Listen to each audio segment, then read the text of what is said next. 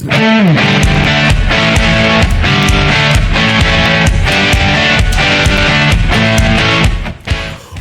in TNC Radio.live. It's a Wednesday night. We're live with Taillights with Larry and Angie Baum right here on TNC Radio.live, brought to you by Fluckin' Truckin'. How about that? Good job. Hello, everybody. We are actually driving tonight, so Larry is busy behind the wheel, but we have a good friend of ours who's our guest tonight, and that is Dutch. Dutch, you want to say hi to everybody? Hello, everybody. So, Dutch, I was going to let How's you your evening going? Yeah. So I was going to let you kind of introduce yourself and tell everybody a little bit about how you got into the trucking industry, how long you've been trucking.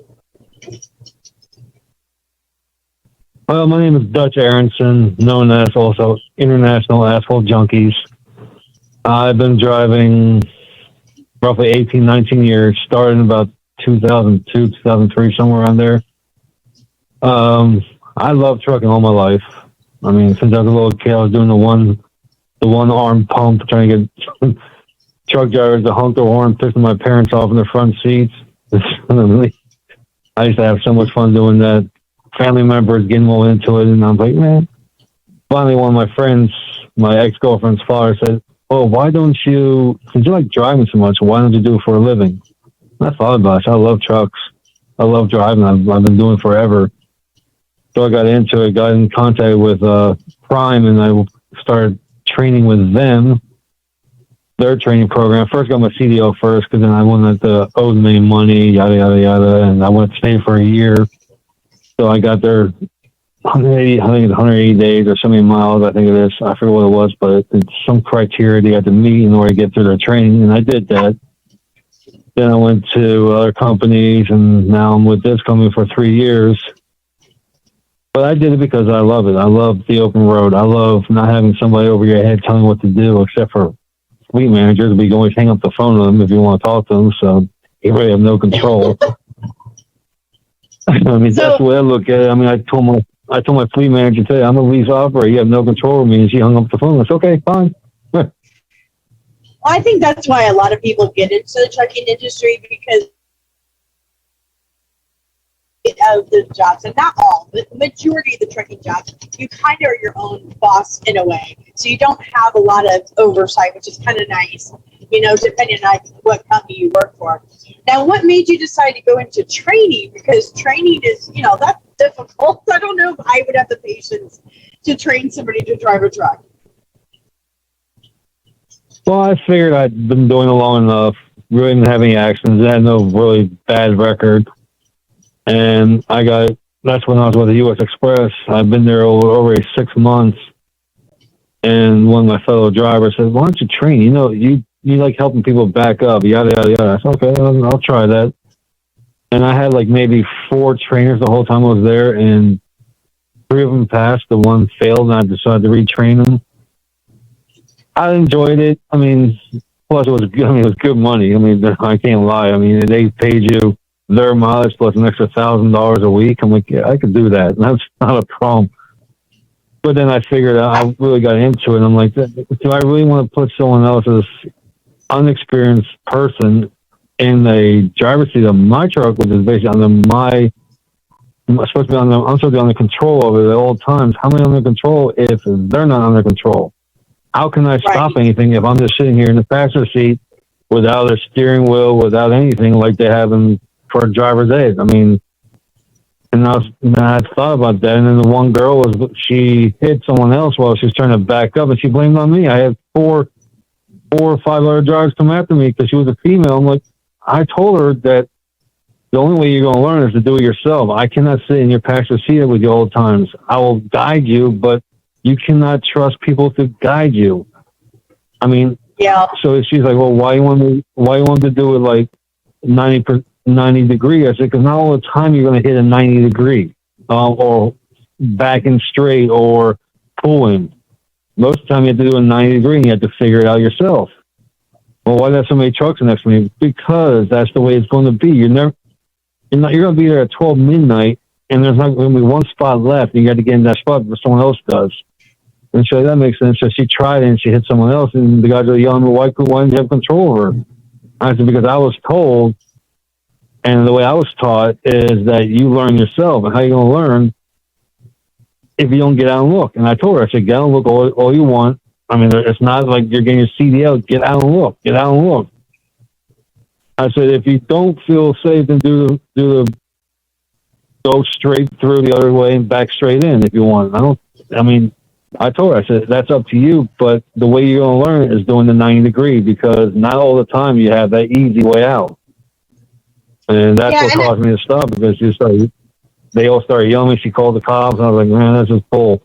Of course, the cops on her side, because I think everybody, I was gonna say, I think everybody learns so differently that, you know, training can be frustrating. I know Larry trained 3 drivers before he trained me. I'm sure I was the hardest person he had to train. But yeah, and it kind of reminds me that there's a lady today that I was talking with who's only pulled doubles before, and now she's being put into a 53-foot trailer. And she was scared because she's like, you know, I really haven't backed up that much, because, you know, all she did was hook up doubles. She never really backed up in a 53-footer. And it can be challenging, and then especially trying to teach a student how to do that, because everybody learns so differently. Yeah, everyone learns in a different way. That's why I told him, I said, I'm here just to guide you. If you ask me questions, I'm here to answer the questions. I'm not here to tell you how to do it, because everyone does it different. Like now I've noticed when I'm backing up, I mean, usually I let the truck idle back, but it's kind of hard when you have an automatic truck, because you have to kind of push it, like, hit the accelerator. If you hit the accelerator too much, it's going to go too fast. So I notice I pull up, I back up, pull up, back up, and people are like, well, why do you take so long? I said, because do you want me to hit your trailer? Do you want me to hit your truck? No, well then let me do it my way. I'm sorry if I hold you up a little bit, but I'm making sure I'm safe. I've been out here long enough, I know what's safe and what's not. And they all agree with me. Most of them agree with me. And it's like, I've watched other people train. I've helped other people train on the road. This one guy was trained for Prime. Technically didn't know how to back up himself. He tried to back the truck in himself. He needed help. I'm like, I looked at myself, how can you train if you really haven't been trained that well yourself? And he's like, well, what do you do? How do you get in the spots that we do? I said, well, like someone told me when I played basketball, you imagine the truck going in there and how it's going to go in there, and you try to follow what you just imagined. Oh, that's a good idea. So he tried that, and it worked. I'm like, see, you just imagine yourself going in there, and you try to get your truck in that exact situation that you just imagine in your head. No, that's really good. I was going to say, I had a trainer that actually, when I started doing my CDL, he gave us like a Hot Wheels semi-truck, and he wanted us to mess with the semi-truck because we were practicing our backing. And it was amazing how, you know, visualization helps a lot when you're trying to learn how to back, but just playing with the simple Matchbox semi-truck was also a good training tool, because it kind of gave you the visualizing of, okay, well, this is how I got to set up my truck in order to make this turn to get into, you know, this spot or whatever. So I always thought that was a really good training tool to use that. And that's a good training tool. I mean, that's a good idea, because, I mean, you're not always going to have an empty parking lot where you have the openness of an empty park like I used to have. That's what I used to do when I used to go home. I knew there was an abandoned parking lot.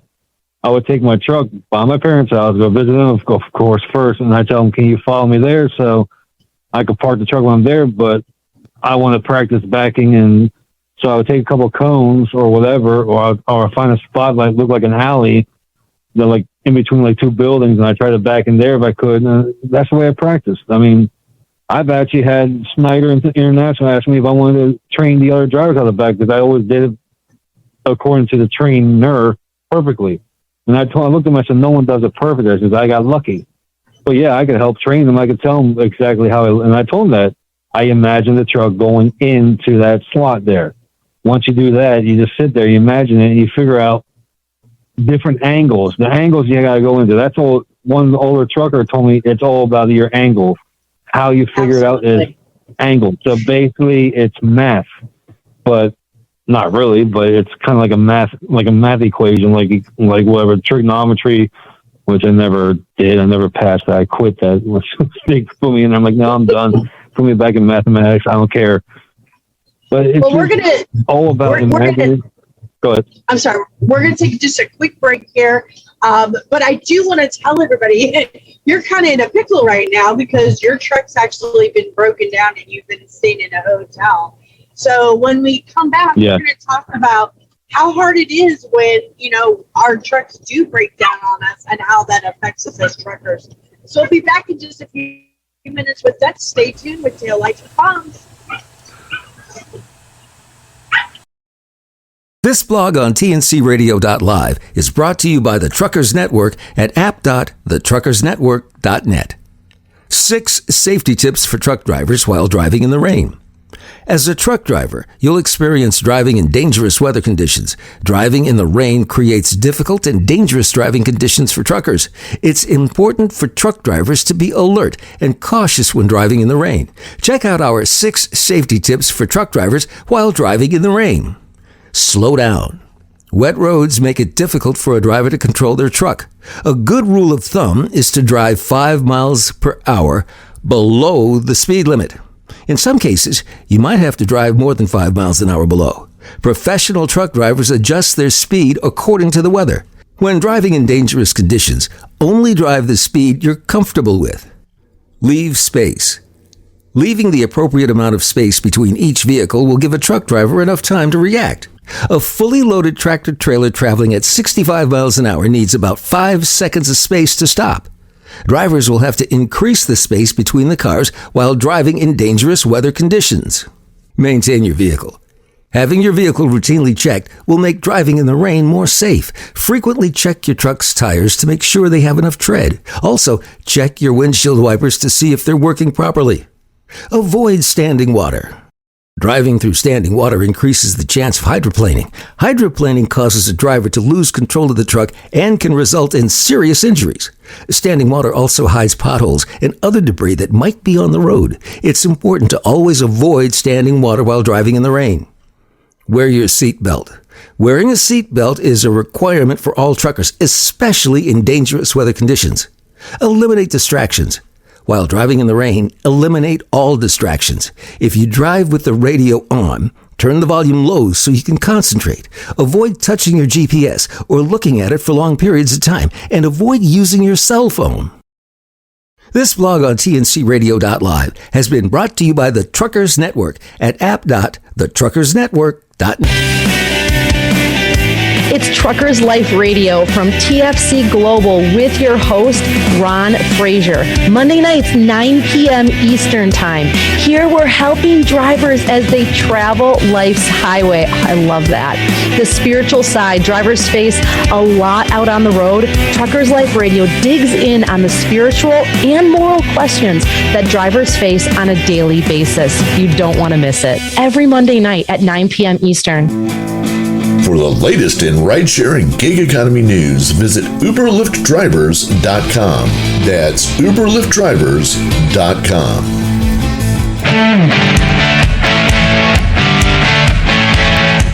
Welcome back in TNC Radio.live. This is Taillights with Larry and Angie Baum, brought to you by Fluckin' Truckin'. Welcome back, everybody. So we were just talking with Dutch before the break. And Dutch, you are kind of going through, I would say, one of a trucker's worst nightmares right now. You are actually been held up in a hotel for a while because you have a broken down truck. You want to tell everybody what happened? Well, Wednesday morning I woke up. My sleep manager actually woke me up because I was oversleeping like a lot of us truck drivers do. We work ourselves to death, and once in a while we oversleep, and we're like, okay, whatever. You got an open door or whatever. You don't have to worry about it. But I woke up and I'm like, okay, let me do the preacher, but I didn't run the truck all night, so I figured run the truck for a little bit, let the oil do what it needs to do so I could check it, and then it comes out a true check instead of like something false. So I let it run, and all of a sudden I hear this like loud clanking, and there's like a dang. I was like, what is that noise? So I stopped it, I'm like, I must be hearing things. Started back up, and it's like a metal clanking noise. I was like, great. So I had to call my road ready people, and I said, hey, I have a problem. Like, what's that? I said, I gotta go drop this load off, but my engine's making a large clanking. A loud clanking, sorry, not large, loud. I said, do you want to hear it? He's like, yeah. So I put on speakerphone, put it next to the engine. He's like, yeah, that doesn't sound like an engine noise. It sounds like some metal. So I said, excuse me. And I said, okay, well, let me put some oil in. I'll call you right back. So I put some oil in there because I noticed that the oil was pretty low. Put like 2.5 gallons in it, I think it was altogether, or half, like 2 gallons. And it read pretty good. So I started up again. I looked around and where the oil filter dome is on the passenger side, because I got a Packard engine. I got a 2020 T680 with a Packard. And I looked over there and I see all this oil drip. I'm like, great. I have had that problem before, but that was just the dome was loose, or the seal got loose, so I had to have someone tighten it up, put a new seal on it. And I told that to the guy on Road Ready, and he said, well, that didn't sound like that would be caused by that. How was your oil before? I said, I checked it a couple of days prior, which I usually do. I always check it every 2-3 days just to make sure. And if it's a little low, I add some in it. And they, did you add any? I said, yeah, I added like not even a half a container, which they're usually like a gallon or 2 gallons. He said, okay, so how much is that in now? I said, it was barely reading on the dipstick. He's like, weird. So you must have a leak somewhere, but you haven't noticed any leak? I said, no, I have not noticed anything leaking. I have not smelled any burning oil, so I don't know where it went to.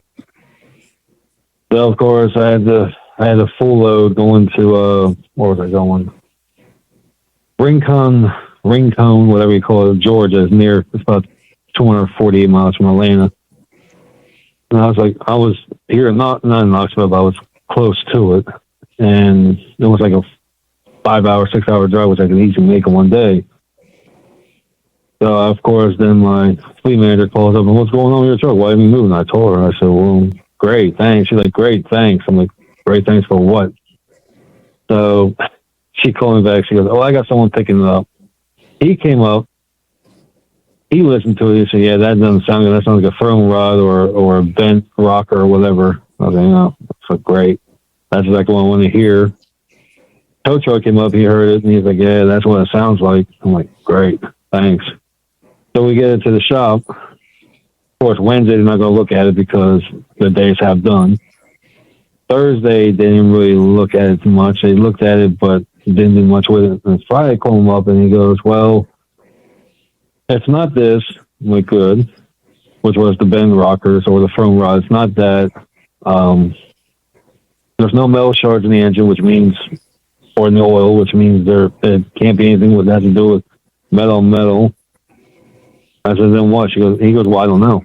I said, what do you mean you don't know? He goes, we have, because of the warranty issue, they had to send the information to the actual manufacturer, and then they're telling them, okay, you might as well check this, you can check that, did you check this? And that's been going on like that for 4 days. So I'm like, wow, what are you going to do? Yeah, I think that's the hardest part is when we break down as truck drivers. First of all, we're not getting paid. Whether you're a company driver or whether you're owner operator, you're not getting paid. And then, like in your situation, you had to stay somewhere because you're not home. So now you got did your company help out with the hotel expenses?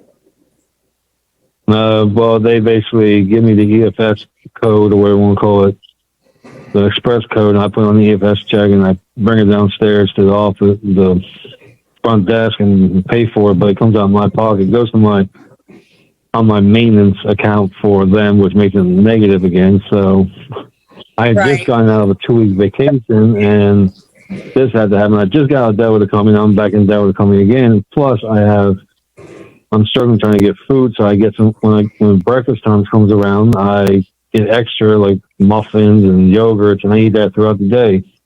Luckily, I had a little extra money on because we have our own maintenance account that you could start up with our company, which I did, which gets like 13 cents a mile, 8 million gets 18 cents a mile. So that added up. So I had $200 in there, which I'm not trying to deplete, but if I have to, I have to. I got to eat. I can't just sit here and not eat, and I drink water. But it's not knowing what's going on. It's being, like you said, being away from home, not having any place to go. I mean, and sometimes not having a support system at home. Like, I can't get hold of my parents, and I don't want to have them help me out because they're my parents. I live on my own. I don't live with them. I'm not a teenager anymore, so I can't go, oh, Mom, Dad, can you send me some money? No. It's my problem. I got to take care of it.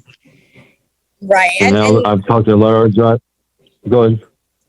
I say, yeah. I mean, that's the hardest part is when you're an over the road trucker and something like that, comes up. You're away from your family, you're away from your friends, you're in a strange city. Then you got to come up with a place to stay. That's an added expense that you weren't expecting. So I think a lot of people don't understand that, if your truck breaks down or something happens, a lot of times those expenses are something that's going to come out of your pocket, not the company's pocket. And, and then on top of that, you're not getting paid. So now the good news is you're getting a rental truck. So you'll be able to hopefully get back on the road soon. But even that, like we were talking earlier, you don't know what kind of truck you're getting or what kind of condition it's going to be in. But yet again, that's, kind of part and part with trucking. You never kind of know when you get a rental truck, what kind of truck you're getting.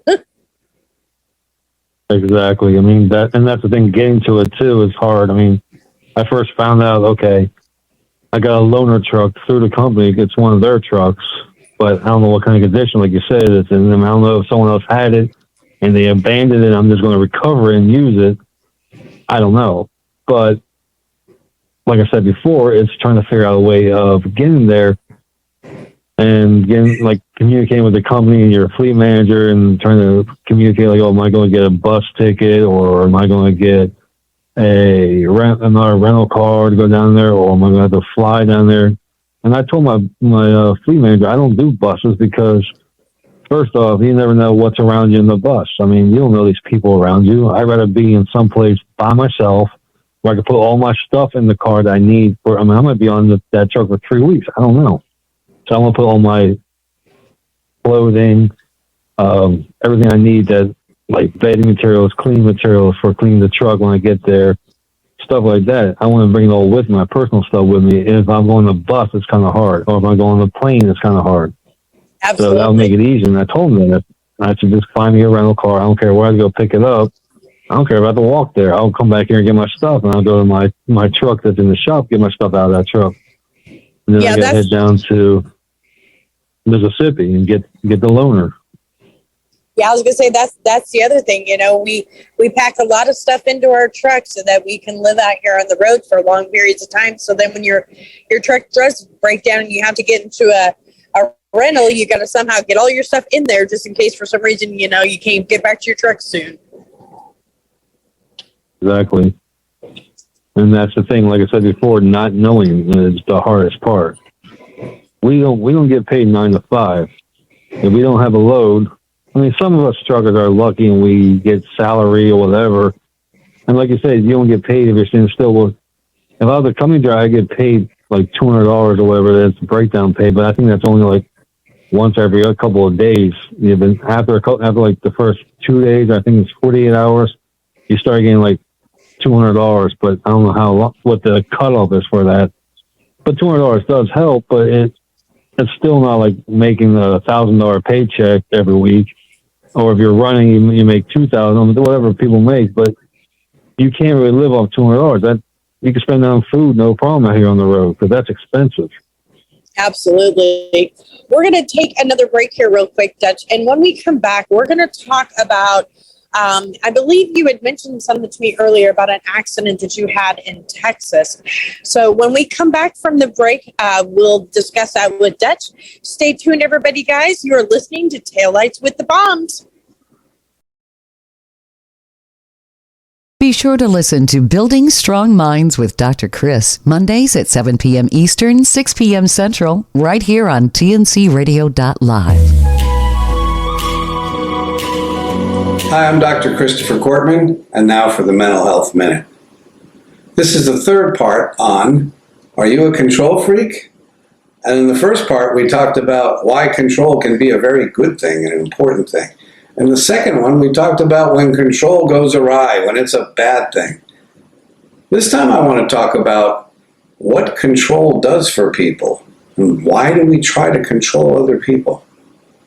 You know, I have a patient who just returned from a year overseas. She was in Spain with her boyfriend, and she said, I don't like how I'm behaving in this relationship. You know, early on I read some text messages about his communication with other girls, and it really spooked me. So I found myself trying to control everything he was doing.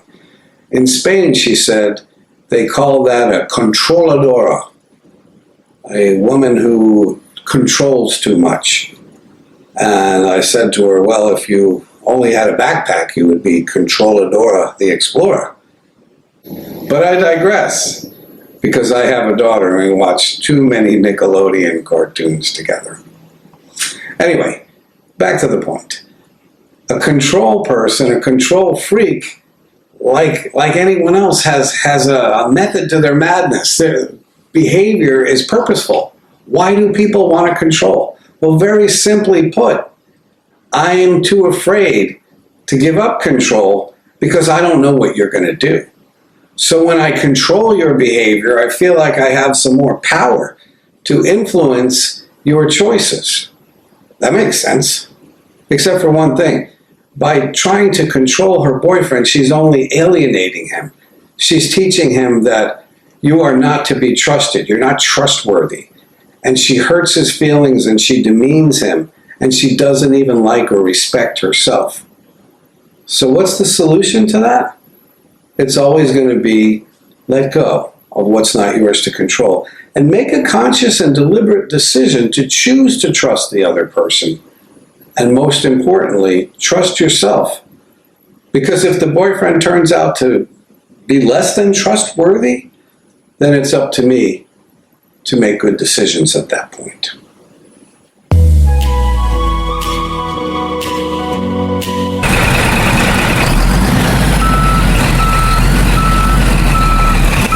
I'm Ron Samuels. We put it in reverse gear so you can enjoy the history of popular music and hear the soundtrack of life Wednesdays at 8 Eastern and 7 Central, right after the train station on tncradio.live.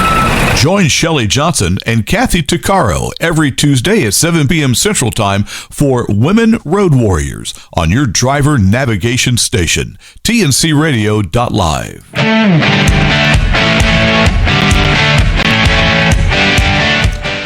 Welcome back in TNC Radio.live. This is Taillights. It's a Wednesday night. So we're with Larry and Angie Baum. Welcome back, everybody. So, Dutch, before we get started, I wanted to give you an opportunity to tell everybody where they could follow you on Facebook, because you do have your own Facebook page. And I know that you do live streaming also on the Truckers View, but you want to tell everybody where they can find you on Facebook?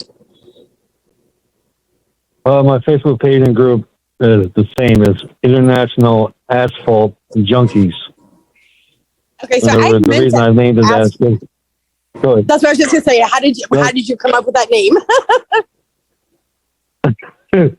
It's because truckers are international. We're all over the world. I mean, there's truckers everywhere. Asphalt is because we drive most likely on asphalt, if not concrete. And junkies is because when we go home or away for the road, our legs or something happens that we miss the road so bad that we need to get back on the road, and if we don't, it's like we're junkies of asphalt and we're international. Oh. I'm so glad you clarified that, because that's not what I thought you said. You said international asphalt, and that's not the word I heard. So I'm glad you clarified that. Yes. Sorry about that. Yes, International Asphalt Junkies. You can find his group on Facebook. So I wanted to, we were talking during the break a little bit about your better half and how you guys have a new kitten at home. But I would say that's one of the things we always talk about with truckers is how hard it is when you're gone for so long and not, because you're a solo driver, you don't have anybody in the truck with you. So how hard is that for you and your other half, living the life where you're gone for so long? It's pretty hard. I mean, communication is key when you're out here on the road. You got to communicate with the other half. I mean, sometimes you don't want to communicate with them, so it does help out a little bit being far away. They can't get a hold of you.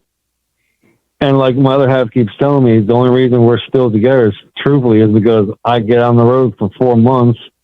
We can't put up with each other for so long together in the same place. That's because we tried that riding together and her coming on the road with me, and she's like, it is not romantic. You can't go doing the touristy stuff. I said, well, duh, I got to make money. I can't stop.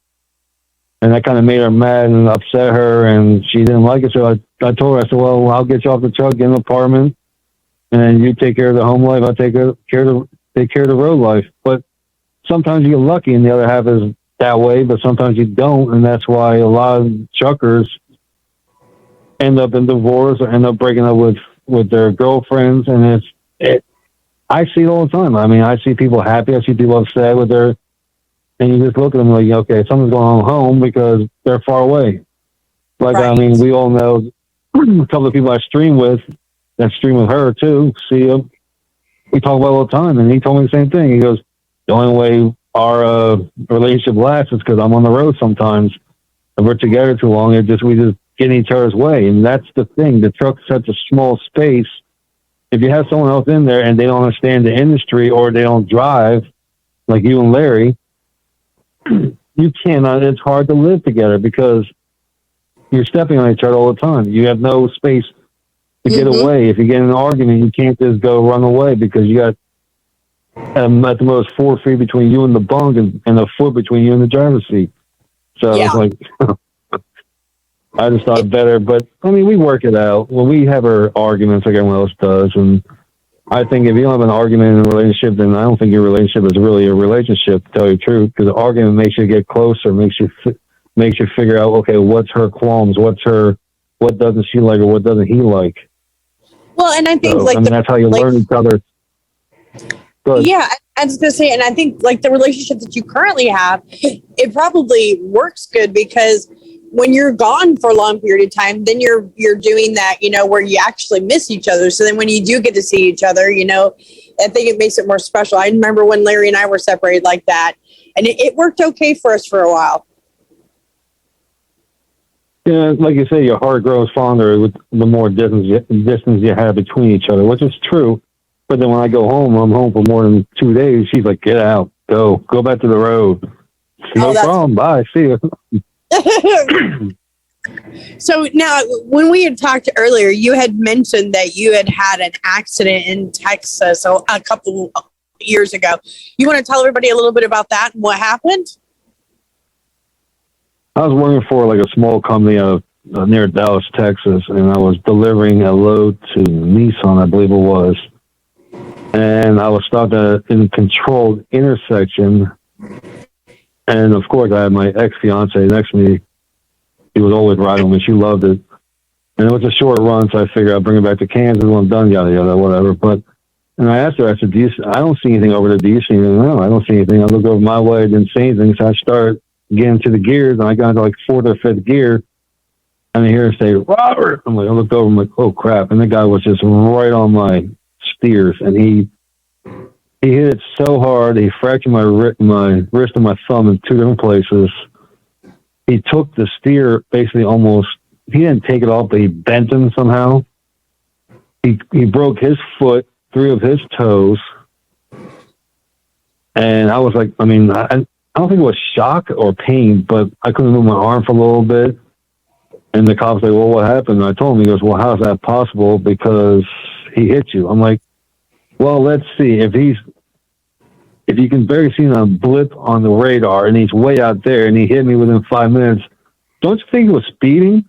Well, I don't know, but I think it's your fault. Like all truck drivers, it's always our fault. We're supposed to be professional drivers, but we got some people out here, I'm not going to say anything mean, but some people here don't know how to drive a regular car, so they shouldn't be driving the truck, vice versa. So when I told the officer, I said, look, I mean, I'm sorry, I didn't mean to cause you any problems. And so her and I, we went to the hospital, and they checked me out, and they said, well, you got a fracture. So they wrapped me up, and I said, well, I have no place to go, and I don't think I get a bus to go this time. And I have no money because I would have just paid my bills. And she didn't have any money because she just paid her bills. So like, what do we do? And the guy's like, well, we'll set you up, and of course, of all places, what's it called? The prenatal rooms in the hospital. Oh, geez. So I had a couch, and she had the bed. I'm like, God. I'm like, okay. And we got meals like everyone else did up there every, like 2 times a day. They fed us, and it was nice. I mean, I was there for like 2.5 days. They finally said, well, we got you. The company said, well, we got you a bus ticket, but we can't get her because they're not, like they all say, they're not our responsibility. You're passionate. I'm like, well, I signed a piece of paper saying, no, that was a waiver saying that she's not our responsibility. And that's when I was like, whatever. So I talked to one of the head people in the hospital, and they said, well, we'll see what we can do. And they got us another extra bus ticket for her.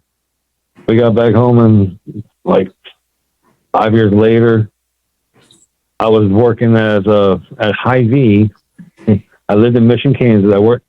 I worked at Hy-Vee and never knew of a grocery store with an actual, like a deli area until I worked at Hy-Vee washing dishes. I did that for 5 years. I loved it. I loved the people around me. And someone told me you didn't have to wait that long. I said, really? I was told I had to wait. No, if you waited 2 years, you would have been fine. Well, thanks for telling me that now, but I enjoyed it. I enjoyed my time off the road for 5 years. Got a little vacation, sort of, and then I went 2013, went back to Delaware where my parents live, and I started all over again. Went to Snyder, went to J.B. Hunt, First Block, and all them other companies, and now I'm here. But I learned through that I got to be careful. I can't trust anybody else's eyes. I got to look. If I don't see it in my own eyes, I got to double check and triple check before I go, because I'm not putting myself at risk like that again. No, I don't blame you at all. I mean, I think that's one of the things that I think 99.9% of us truckers can say. Whenever we are behind the wheel, we are definitely doing defensive driving. Always scanning our mirrors, scanning our sides, because you just can't trust anybody out here right now. And because we're professional drivers, like you mentioned, police officers tend to hold us at a much higher responsibility, and a lot of times we are the ones that get the blames on the accident. So yeah, I get that. We're going to take another quick break, Dutch. But when we come back, we're going to talk. You actually worked for a trucking company that went under a couple years ago in a pretty public way. And we'll discuss that a little bit more in detail when we come back. So you're listening to Taillights with the Baums. As a professional driver, the engineers at Front Lane know that you remain focused on the road regardless of weather and traffic conditions. That's not always true of the drivers behind you. Every 9 minutes, another commercial vehicle is rear-ended by a driver failing to control their speed. And guess who gets the blame? When you have to brake quickly, Tailbone illuminates a series of bright LED lights that allow the driver behind you to react up to 50% faster. Using amazing accelerometer technology and a battery that will last for years, Tailbone meets the standards set by the NHTSA and the FMCSA. Learn more by visiting www.frontlane.com/tailbone. That's www.frontlane.com/tailbone. Approved in all 50 states. It's Tailbone by Front Lane. This info blog on tncradio.live is brought to you by the Truckers Network at app.thetruckersnetwork.net. 3 simple tips to improve your CSA score. There are millions of drivers on the road every day. That's why trucking companies must stay compliant with federal safety regulations. Staying compliant with federal safety regulations not only helps keep yourself and others on the road safe, but also helps improve your safety scores. A good CSA score is extremely important to the success of a trucking company. Drivers that have a good score have access to preferred loads and reduced insurance rates. Here's some tips on how to improve your CSA score. What is the CSA program? CSA, Compliance, Safety, Accountability, is a program of the FMCSA that holds truck drivers accountable for their role in safety. The main goal of the CSA program is to prevent accidents from happening on the road and to identify high-risk commercial motor carriers. Although the FMCSA runs the CSA program, they don't issue CSA scores. The FMCSA created an online safety measurement system that records data like roadside inspections and crash reports from the last 2 years. The data is updated monthly and assigned to your DOT number. The FMCSA then organizes the SMS data into 7 categories, often referred to as basics: behavior, analysis, and safety improvement. How to improve your CSA score?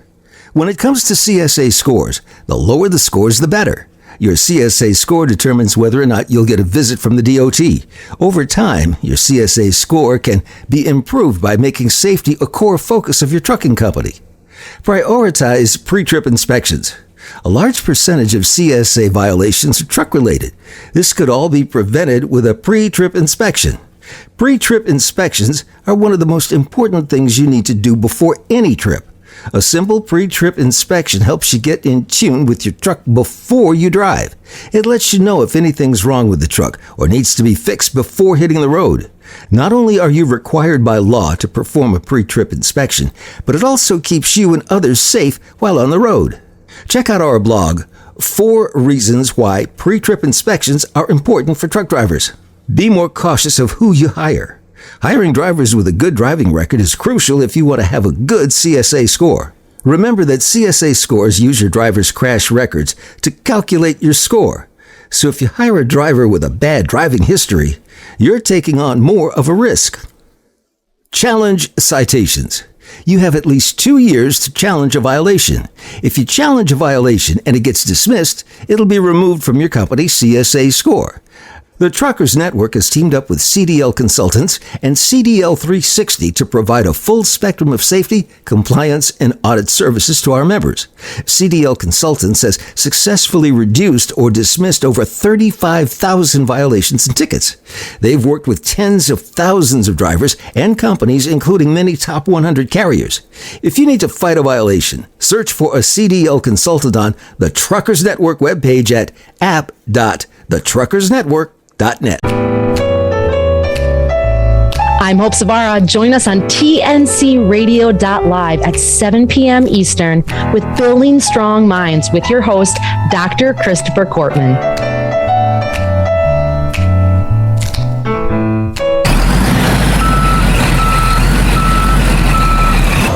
You're listening to TNCRadio.live. Remember to tune into the Truckers Network Show with Shelley Johnson. Weekdays at 3 p.m. Central, 4 p.m. Eastern. Must be that thing that happened in March. Welcome back in Wednesday night. That means it's Taillights with the Baums. Welcome back, everybody. I am Angie. And don't forget, coming up next, we're going to have sports, Clutch Time Sports. Sorry, guys, I'm like losing my mind. Clutch Time Sports with Ivan and Josh. So we were talking with Dutch earlier. He's been our guest on the show tonight. And Dutch, you want to tell everybody where they can follow you on social media and in case they want to learn more about you? Yeah, it will be International Asphalt Junkies. And I stream through the Baums and their page, the Truckers View. And there's a bunch of other ones that do the same thing, but mine's International Asphalt Junkies. Absolutely. And you can see Dutch streaming on there, and he shares his life over the road. Now, you used to work for a company that had a very public closing down. You want to tell everybody a little bit about that? Well, I worked for Celadon. That was my 3rd time working for them. My wife was on the truck with me at the time, and we had a mechanical problem like now, but a little different. We kept getting headaches and shortness of breath and a bunch of other stuff, and we figured it might be carbon monoxide poisoning, which is never good. So I called my fleet manager at the time, because I wasn't leasing the truck. I was a company driver. And I said, hey, there's a problem. My wife's back here, and she's having carbon monoxide poisoning, I think. Oh, no, we can't have it. We can't. We'll bring it to the shop. They brought it to the shop, and I was there in the hotel room for 3 days, and I figured it was a small fix. I was like, well, what's taking the truck so long? Well, it's up to your company to pay for it. That's the second day. So the third day I called them and said, hey, wait a minute. Now I got to start paying for my own hotel rooms because they were going to say, well, we're not going to pay for your hotel. And so I paid for one more day, and I said, I paid for one more day in my hotel. I want to know what is going on with my truck. Well, your company's not paying for the repairs. I'm like, well, why? So I called the company up, and they said, well, they're not giving me the rundown of what they did, so we're not going to pay for it until they do. Okay. My wife and I looked at each other and said, okay, well, let's get out of here. Let's go back home to Florida, and let's take some time off, and then we'll come back and get the truck. And we thought about it again, and we're like, no, I'm going to leave the company because she said, she's the one who came with the idea. Actually, she said, babe, I think you should leave. I said, why? Because there's something not right. And she said that before that, the fleet manager will always be off. She always take time off. And I'm like, where is she? Oh, no, she took the day off. Or she did this, or she was doing this. So we kind of figured something was going on. Maybe she said an exact word, maybe she's looking for another job for some reason. I don't know, but something's not right. Mm-hmm. So I called him back up. I said, well, how can I not get an abandonment truck, which we get if we leave a truck, even if it's a secured shop, they can still get you for an abandonment of truck because it's not one of their yards.